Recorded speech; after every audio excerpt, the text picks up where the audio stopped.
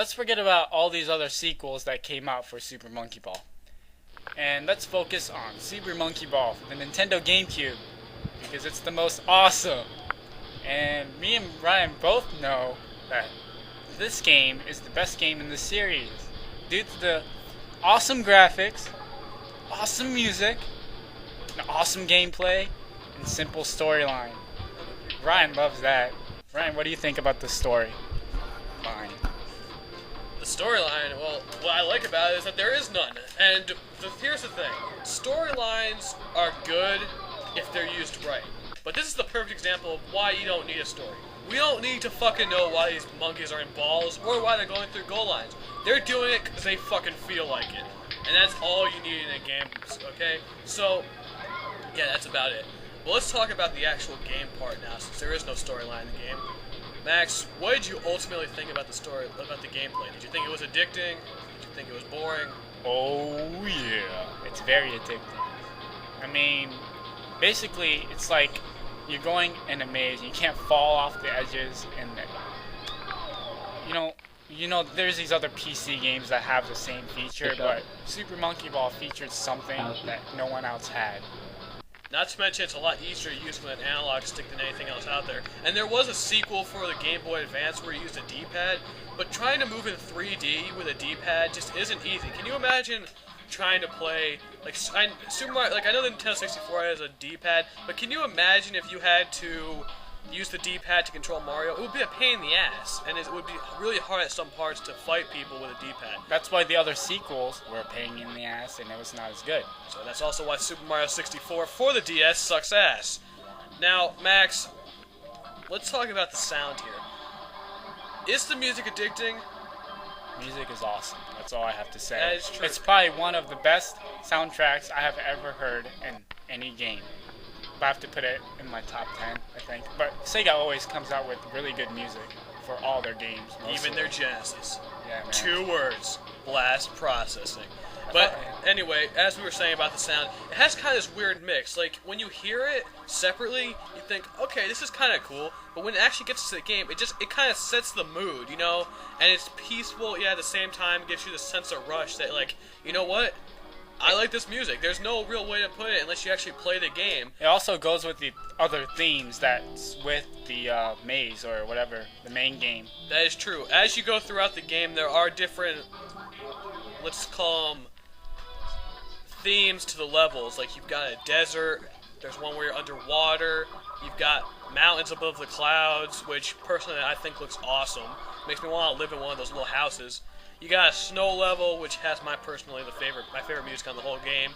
And at the end, you go to this Coliseum where it's downpouring rain. You got this nice guitar music going on, and it has this good extreme sense, like you're almost done with the game. Time to get rough. It's metal, man. No gay pun intended.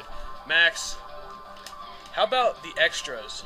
Isn't that what made this game? Well, yeah, I like the extras, such as, they have other games such as Monkey Racing. I think that's what they call it. They also have other mini games such as bowling, billiards, one of my favorites. What else they got? They have Target, which is fun. Yeah, oh yeah, Target. Target's awesome too.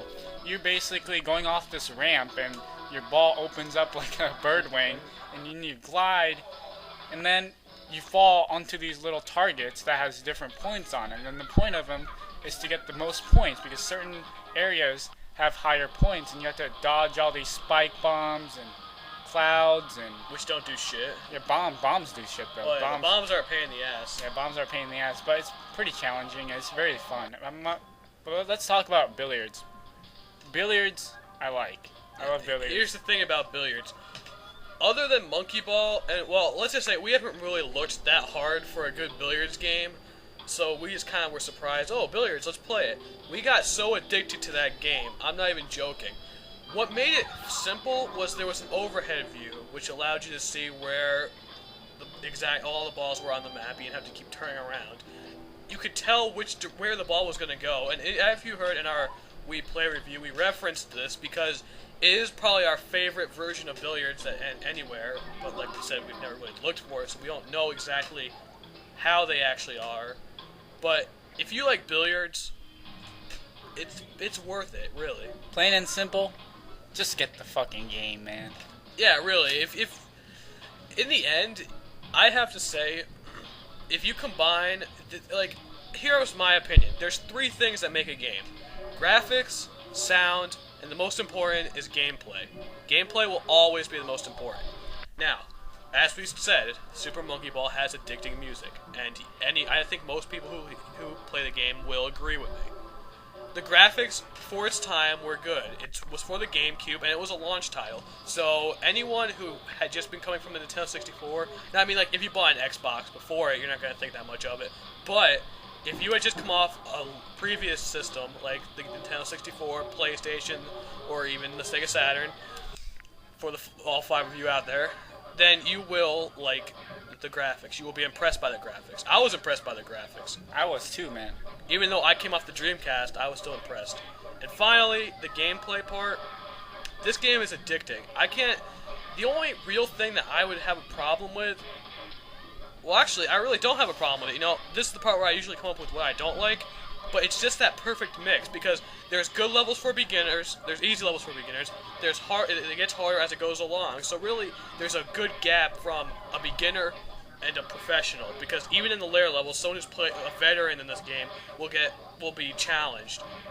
And there's also something called Master in the game. We still have not gotten it. We're not good enough to do it, and it's basically impossible, which means you have to complete Expert without losing a single life. I mean, that's impossible to do. That's 50 stages of you getting your ass kicked, and I can get pretty far, but in the end, it's almost impossible. I'm not going to say it is impossible, because I'm sure there's people out there that have done it. Yeah, that are losers. Well, yeah, I mean, whatever. But, you know, if you have done it, congrats. We haven't, but that's not really... We're getting there. We're going to get there. Don't worry. That's not exactly what we're talking about. But anyways, let's talk about the... what do you want to talk about? The graphics? I think we pretty much talked about most of it, so I think we should just pretty much wrap this up here. So, in the end, Max, what do you think? Would you recommend this game? Ryan, that's not even a question you have to ask. That means you just get the game. I mean, buy the game? Buy the game. Buy the game. If you don't buy the game and you own a GameCube, it's the same thing as if you don't own Resident Evil 4 or if you don't own Super Smash Bros. Melee. It's a must-have for the GameCube that didn't get the excitement that it deserved. It didn't have the credits it should have had, and it's... Well, here's the thing. We're here to tell you today that if you don't own this game, go and buy it. It's worth it. You'll love it. You'll thank us. Well, you might not thank us if you're an asshole, but it's worth buying. So go out there, buy it. End of story. Okay, don't buy... And don't buy the sequels. Don't buy the crappy sequels. Buy Super Monkey Ball for the Nintendo GameCube. Plain and simple.